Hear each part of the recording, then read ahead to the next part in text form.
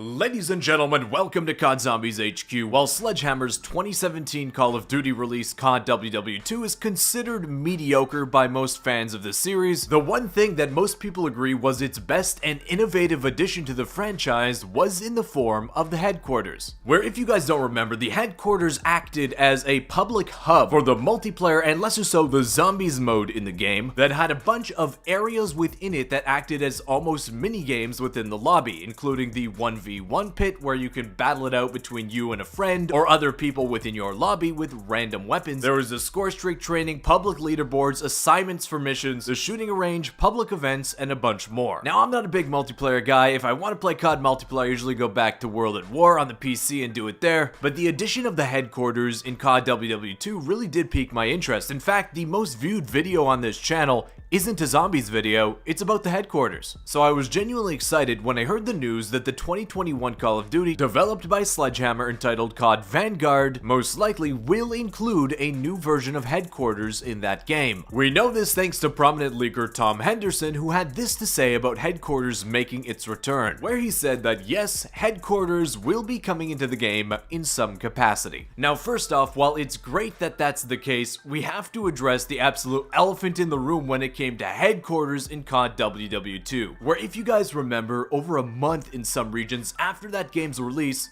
the public headquarters wasn't working in the game, where you were able to get into your own headquarters lobby, but you'd be just that, totally alone. Sledgehammer and Activision really dropped the ball on the release of the headquarters in their last game, so let's hope that they learned their lesson and that doesn't repeat itself for headquarters in Vanguard. Now, we can expect a bunch of major additions and changes to the base headquarters feature compared to WW2 and Vanguard. First and foremost is likely to be the location of the headquarters map itself, where in 2017 the headquarters map was themed on and set around the beaches of Normandy a few days after the initial landings took place, where off in the distance you can see a bunch of the LSTs and battleships off in the channel disembarking soldiers for the Normandy campaign. Well, for Vanguard, what we know from leaked details is that the game's very likely to heavily feature the Pacific Theater in that game, so I would say it's highly likely that the headquarters 2 will probably be set on some kind of Pacific beachhead,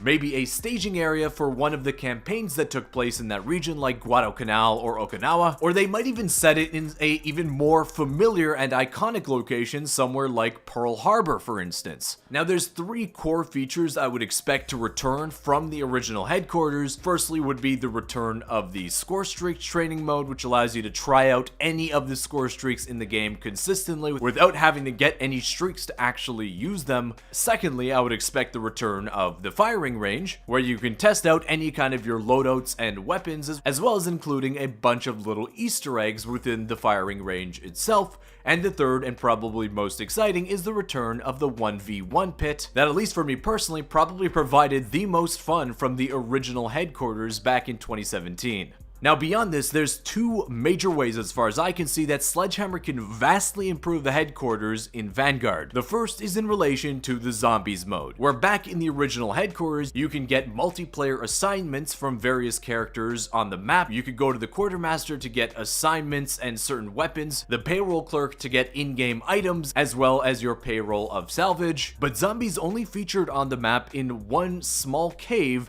that really didn't have much to do down there, and the only thing you could do was press a button prompt that would totally restart the game, at least on PC, to launch the Zombies specific client in that game. And even worse, once you got into the Zombies mode, all the features from the multiplayer headquarters, like the quartermaster, the payroll, and areas where you can collect assignments, are all just done via boring old school menus and none of the interactivity that the multiplayer headquarters provided, with Sledgehammer likely to continue the integration between the three prominent modes of Call of Duty that we've seen started in Cold War, Campaign, Multiplayer, and Zombies. I would hope that it's highly likely that Zombies will receive either its own dedicated headquarters, which would be awesome, where instead of something like the 1v1 pit, they could introduce a competitive co-op last man standing pit, where it's a small close quarters 1v1 map, players start with the same weapons, a whole bunch of zombies spawn, with the whole goal of being last alive, outlasting your opponent in that small arena against the horde of zombies. The other option is to merge both Zombies and multiplayers into a singular headquarters with maybe 2 separate themed areas of the HQ itself, one for multiplayer and you go to a certain area and it switches to more zombies theming with features dedicated to the mode. The second main area improvement for the headquarters is in regards to its live events. Now, the headquarters got a couple of these. If you guys remember the Christmas event in December of 2017, the headquarters got a little bit of a makeover, so it was nice to explore some of the changes and Easter eggs of that evolving headquarters, but they didn't really take it to that big of a level. Nothing really extensively changed, and it would be awesome to see that improved in the Vanguard headquarters. Furthermore, a lot of players weren't actually able to experience this because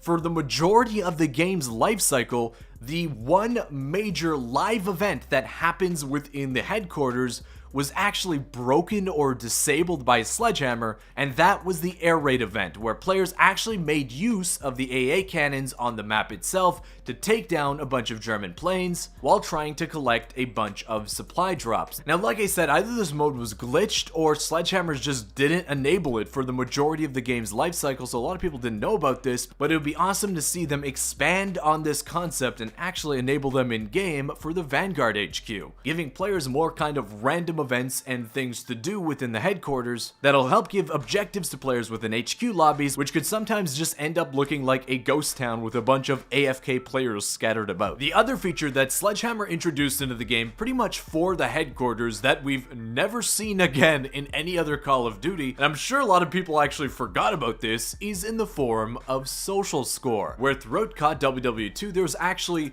3 different areas to level up. You were able to level up your character in multiplayer, you were able to level up your character in zombies separately, and then you were able to level up what was called your social score, which you could do by playing through events within the headquarters, opening supply drops while around other players, as well as the best way, which was commending other players, going up to them and specifically pressing the commend button to give both you and them social score. Now, there was separate rewards of in-game blueprints and skins and supply drops for upgrading your social score, with the actual ability to get verified in-game, kind of like you would on Twitter with a blue check mark beside your name if you're able to reach max social score within the game. Now, it's pretty obvious why we haven't seen this return in a future Call of Duty. It's straight up linked to the headquarters in order to function, and since we haven't seen headquarters again, social score hasn't returned either. Now, honestly, whether or not social score should make a return, it's like, why not? There is really no negative to having social score. It's just one other thing for you to accomplish and work towards within the game. No content is really locked behind your social score level. All it turned out to be was another avenue to give us free stuff within the game. I mean, hey, why not? There could always be more avenues for them to give us free stuff. And hey, if it was better implemented into the headquarters, it could help with some of the AFK problems within the mode that we talked about earlier and encourage a little bit more of social interactivity within the headquarters than what we saw in the first iteration of the mode. I'm actually kind of nostalgic back in the days of early WW2, where I was straight up making videos dedicated to covering news and happenings, leaks and stuff like that for future content within the headquarters mode itself. It was that interesting to me. So besides for the zombies mode, and besides the fact that I'm really not that interested in the new multiplayer, the prospect of headquarters is very exciting, and hopefully you guys feel the same way, especially if they find a way to better integrate zombies into the HQ experience itself. But that just about wraps up this video, guys. I hope you enjoyed it. If you're excited for headquarters to make a return, consider leaving a thumbs up on the video. But I want to thank you again for watching, and I'll see you with another zombies news video tomorrow. Peace.